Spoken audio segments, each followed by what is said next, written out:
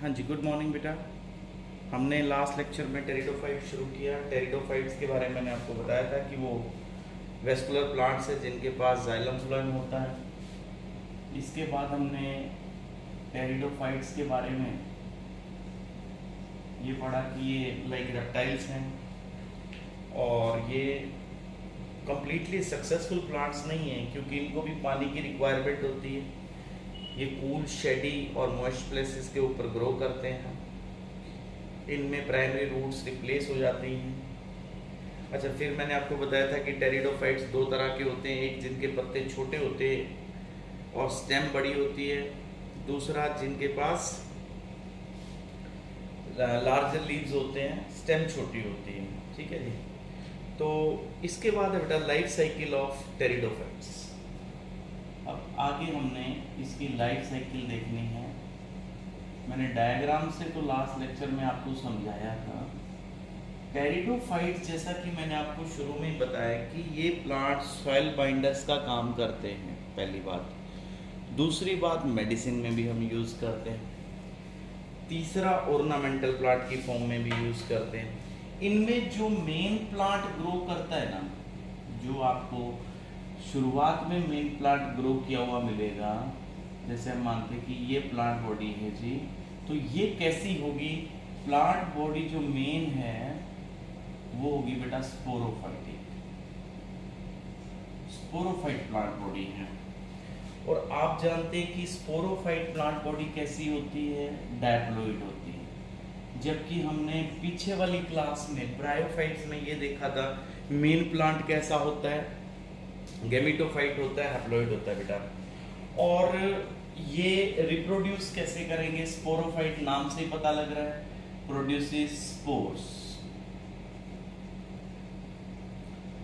अब ये जो प्लांट होगा ना मेन, जैसे मान लो बेटा ये प्लांट ग्रो कर रहा है, इसके अंदर स्पोर्स बनेंगे। वो स्पोर्स जहां गिरेंगे वहां से एक नया प्लांट ग्रो करेगा, छोटा करेगा। देखो, पिछली साइकिल में भी हमने कहा था कि लाइफ साइकिल दो फॉर्म में चलती है, गेमिटोफाइट और स्पोरोफाइट में। तो ब्रायोफाइट में क्या था कि गेमिटोफाइट बड़ा था, स्पोरोफाइट छोटा था। स्पोरोफाइट प्लांट गेमिटोफाइट पे डिपेंडेंट था। यहां दोनों अलग अलग हैं। ये जैसे आप मानते हो स्पोरोफाइट है, गेमिटोफाइट यहां पे ग्रो करता है साइड में बेटा। तो इसकी लाइफ साइकिल में अब पहला तो है कि मोस्ट ऑफ टेरिडोफाइट्स जो होते हैं, मोस्ट ऑफ टेरिडोफाइट्स आर, जिनसे एक ही तरह के स्पोर्स बनेंगे, इससे जैसे एक ही तरह के स्पोर्स बन रहे हो, इनको कहते हैं बेटा homosporous. They are called as homosporous. ठीक है बेटे, यानी only one type of the spores, only one type of spores will get formed. और एक होता है बेटा हेट्रोस्पोरस। हेट्रोस्पोरस, इनसे बेटा हेट्रोस्पोरस वो होते हैं जिनसे दो तरह के स्पोर्स बनेंगे। Two types of spores, explain करेंगे इसको बेटा, two types of the spores. तो आपको गेमिटोफाइट स्पोरोफाइट में डिफरेंस पता हो। ये लोअर प्लांट्स हैं जिनके अंदर दो फेजेस में लाइफ साइकिल चलती है, स्पोरोफाइट में और गेमिटोफाइट में। स्पोरोफाइटिक बॉडी डायप्लॉइड होती है और गेमिटोफाइटिक हैप्लॉइड होती है। ये कुछ चीजें आपने जो पीछे हमने वीडियोस किए उनसे बेटा आपकी नॉलेज में हो ये। ओके, तो जो स्पोरो हेट्रोस्पोरस होंगे, इनसे दो तरह के स्पोर्स आएंगे बेटा। एक तो इनसे स्पोर्स आएंगे माइक्रो या आएंगे मेगा। या तो बनेंगे बेटा माइक्रोस्पोर या बनेंगे बेटा मेगास्पोर। माइक्रोस्पोर या बनेंगे बेटे मेगास्पोर। ठीक है, तो दो तरह के स्पोर्स प्रोड्यूस करने वाले टेरिडोफाइट्स कैसे हैं? हेट्रोस्पोरस। और एक ही तरह के जो करते हैं उनको कहेंगे होमोस्पोरस। अब आगे बढ़ते बेटा, इन प्लांट्स में जो मेन बॉडी है, अभी जैसे मैंने आपको बताया मेन बॉडी कैसी है? डायप्लॉइड। उसको क्या कहा हमने? स्पोरोफाइट। अब बेटा स्पोर्स कहां बनते हैं? अब जैसे मैं मान के चलता हूं, एक बार हम एग्जांपल ले लेते हैं कि जैसे ये प्लांट बॉडी है बेटा इसकी, ये फॉर एग्जांपल एक बार हमने ये मान लिया। अब इनमें कोई फ्लावर तो है नहीं, ठीक है। इनमें जो लीफ है, जैसे ये लीफ है, इस लीफ के एक अपर सरफेस होता है, एक लोअर सरफेस होता है। जैसे लोअर सरफेस नीचे वाला और ये बेटा एक अपर सरफेस। तो जो लोअर सरफेस होता है उसको कहते हैं अबैक्सियल सरफेस, इसको कहते हैं बेटा अबैक्सियल, और ये होता है एडेक्सियल। ठीक है, जैसे ये आपके सामने लीफ है, इसका जो नीचे वाला हिस्सा है उसको कहेंगे अबैक्सियल, अपर को कहेंगे एडेक्सियल। तो जो इसका अबैक्सियल पार्ट है यानी लोअर सरफेस है, उसके ऊपर स्पोरेंजिया बनते हैं। Sporangia, spore producing body. Sporangia कहां बनेंगे? Abaxial surface of the leaves पे, मतलब इसके नीचे यहां एबैक्सियल। तो स्पोर प्रोड्यूसिंग बॉडी कहां आएगी? Sporangia on the abaxial surface. और जिन लीफ के साथ, जैसे ये वो लीफ है फॉर एग्जांपल, और इसके साथ आप मान लेते हैं बेटा ये एक बार स्पोरेंजिया है, इसके नीचे आ गया, तो इस लीफ को, जिस लीफ के साथ ये स्पोर प्रोड्यूसिंग बॉडी बनी है, उस लीफ का नाम स्पोरोफिल्स। स्पोरोफिल्स इसका नाम हो गया। स्पोरोफिल का मतलब रिप्रोडक्टिव लीव्स, वो पत्ते जिनसे रिप्रोडक्शन होगी, ये रिप्रोडक्टिव लीव्स है बेटा। और जो दूसरे लीव्स है, जैसे ये लीफ के नीचे तो ये स्पोरेंजिया, इनके नहीं है, मान लो इनके साथ नो स्पोरेंजिया, कोई स्पोर प्रोड्यूसिंग बॉडी नहीं है, तो इनको क्या कहेंगे आप? इनको कहेंगे बेटा ट्रोफोफिल्स। दे आर कॉल्ड एज ट्रोफोफिल्स, और इनको कहेंगे sporophyll. Spore producing leaves, reproductive leaves. ठीक है बेटा। और जो वेजिटेटिव है यानी जिनका काम नॉर्मल है, ये इनको आप कह सकते हो वेजिटेटिव। इनका तो नॉर्मल जैसे लीफ का काम होता है ना, वही काम इन लीव्स का, ट्रोफोफिल्स का। नो प्रॉब्लम बेटा, इनमें तो कोई डाउट ही नहीं। मेन बात आपने याद रखनी, इनके पास फ्लावर्स नहीं है, अभी ग्रोथ चल रही है बेटा। देखो जैसे एल्गा बहुत सिंपल, ब्राय थोड़ी बेटर, ये उससे बेटर। तो इनके पास अब ये स्पोरेंजिया आ गया, धीरे धीरे फिर यहाँ पे फ्लावर्स आने लग जाएंगे, तो वो कैसे प्लांट हो जाएंगे? एंजियोस्पर्म्स। तो इवोल्यूशन की स्टेजेस में हम आगे बढ़ते जाएंगे। तो बेटा जो स्पोरेंजिया बनते हैं यहाँ पे, अब एक टर्म और बता रहा हूं आपको, ध्यान दीजिएगा। जैसे यहाँ पे स्पोरेंजिया आई है, ये स्पोरेंजिया जैसे इस लीफ के अभी बताया मैंने नीचे बनते हैं, जैसे एक स्पोरेंजिया, 2, 3, ये ग्रुप में बनते हैं बेटा। तो group of sporangia below the surface of these leaves, कौन से लीव्स? स्पोरोफिल्स। स्पोरोफिल्स के नीचे जो स्पोरेंजिया बनते हैं वो बनते हैं बेटा ग्रुप्स में, और जब वो ग्रुप में बनते हैं तब हम इन ग्रुप्स को कह देते हैं सोरस। नाम याद रखना था, सोरस। सोरस, इस ग्रुप का नाम group of sporangia below the surface of sporophyll leaves. तो नाउ बेटा इसका प्लूरल वर्ड आपको एनसीईआरटी मिलेगा, दैट इज सॉरी, SORI। जब आपने काफी सारे ग्रुप्स के बारे में बात करना हो, आपकी बुक में लिखा मिलेगा कि जो टेरिडोफाइट्स होते हैं वो रिप्रोड्यूस करते हैं with the group of sporangia called as sorry. Yes बेटा। नाउ नेक्स्ट इज, अच्छा क्या ये लीफ स्पोरोफिल, ये लीफ क्या ये फोटोसिंथेसिस करता है? यस, ये भी फोटोसिंथेसिस करता है, मतलब दिखता बाकी नॉर्मल लीव्स की तरह है, लेकिन इसके नीचे क्या है? स्पोरेंजिया। अब हम आते हैं बेटा नेक्स्ट टॉपिक पे। ये मैंने आपको एक बार टॉपिक जैसे आपको बेसिक समझ आ जाए बेटा कि इन प्लांट्स में डिफरेंस क्या है। ओके, अब जो स्पोरेंजिया है, मान लो हम एक बार रफली बना लेते हैं, ये स्पोरेंजिया है। तो स्पोरेंजिया कौन होता है बेटा? अभी बताया मैंने, स्पोर प्रोड्यूसिंग बॉडी। तो स्पोरेंजिया में मदर सेल्स होती हैं, स्पोर मदर सेल्स। यहां पे स्पोर मदर सेल्स जो स्पोर बनवाएंगी। अब स्पोर कैसे बनवाएंगी? या क्योंकि ये सारा स्ट्रक्चर किसके ऊपर है? ये जो प्लांट है कैसा है? ये प्लांट तो आपको पता ही है, ये प्लांट होता है डायप्लॉइड। तो ये स्पोर मदर सेल्स क्या करती हैं? मियोसिस। तो यहां इस स्पोरेंजिया में, फिर से सुनो बेटा, जैसे ये लीफ है, इसके नीचे ये स्पोरेंजिया है। इस स्पोरेंजिया में ये कौन है? Spore producing mother cells. इनका क्या नाम कहा मैंने? Spore mother cells. ये कैसी हैं सारी? डायप्लॉइड हैं।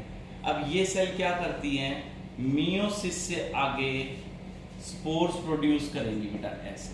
दे are called as spores which are produced by meiosis. ये स्पोर्स जहां गिरेंगे, देखो इस स्पोरेंजिया में जो स्पोर बने हैं, ये स्पोर्स जहां गिरेंगे वहां एक नया प्लांट ग्रो करेगा, दैट इज गैमेटोफाइट। और ये प्लांट कैसा होगा बच्चों? Haploid. This plant would be haploid. Okay, अब जो ये प्लांट ग्रो कर रहा है, ये प्लांट जो ग्रो कर रहा है, जिसको मैंने क्या कहा? गैमेटोफाइट। अब ये जो गैमेटोफाइट प्लांट होता है, ये कैसा होता है? ये होता है छोटा सा, ये बेटा स्मॉल गैमेटोफाइट होता है। ये स्मॉल है, मल्टी सेलुलर है बेटे, और इसको हम एक नाम कहते हैं prothallus. This is called as prothallus. ठीक है बेटा। अब ये जो प्रोथैलस बनता है, ये इंडिपेंडेंट है, अलग ही है, और मोस्टली कैसा होता है? फोटोसिंथेटिक, अपना खाना खुद बना लेता है। ये फोटोसिंथेटिक है और अपना फूड खुद बना लेता है, मतलब कैसा है? इंडिपेंडेंट हो गया ना पेरेंट प्लांट से। इस प्लांट से तो उसको कोई मतलब ही नहीं है। दिस इज इंडिपेंडेंट, अकेला रहेगा, अपना फूड सेल्फ सिंथेसाइज कर सकता है। इस गैमेटोफाइट को ग्रो करने के लिए, इस प्लांट को, नए प्लांट को ग्रो करने के लिए बेटा पानी चाहिए। कूल, डैम्प, शेडी प्लेसेस चाहिए इसको। कूल, डैम्प और शेडी प्लेस, ठीक है। और इनको पानी चाहिए। पानी क्यों चाहिएगा? फर्टिलाइजेशन के लिए। अभी समझाता हूं। Water is required for fertilization. जैसे ब्रायोफाइट को चाहिए था, इसको भी चाहिए। ओके, नाउ अब जो प्रोथैलस है और जो मेन है, उनके बीच में कोई रिलेशन नहीं है, दोनों अलग अलग हैं। और इसके पास जो प्रोथैलस ग्रो कर रहा है, देखो मैं इस साइड बना देता हूं। जैसे ये प्रोथैलस यहां ग्रो कर रहा है, इसके ऊपर क्या मिलेंगे आपको? राइजोइड्स मिलेंगे, जो रूट लाइक स्ट्रक्चर होते हैं वो मिलते हैं इस पे। और ये नॉन वेस्कुलर, इसमें कोई जाइलम फ्लोएम नहीं है, non vascular system, non vascular है बेटे। ओके, अब जो गैमेटोफाइट ये बना, ये इसको क्या कहा हमने? प्रोथैलस। अब ये प्रोथैलस कैसा होता है? मोनोइशियस। मोनोइशियस का मतलब मेल और फीमेल के ऑर्गन दोनों इसके ऊपर है। जैसे मेल और फीमेल के दोनों एक ही बॉडी के ऊपर ऑर्गन है, तो इसलिए इसका नाम क्या हो गया? मोनोइशियस। मोनोइशियस है, और इसके ऊपर जो मेल वाला ऑर्गन बनता है उसको कहते हैं एंथ्रीडियम, और फीमेल वाले को कहेंगे बेटा आर्चिगोनियम। आर्चिगोनियम और एंथ्रीडियम। और एंथ्रीडियम से जो मेल के गैमीट बनेंगे उनको कहेंगे एंथ्रोजॉइड्स।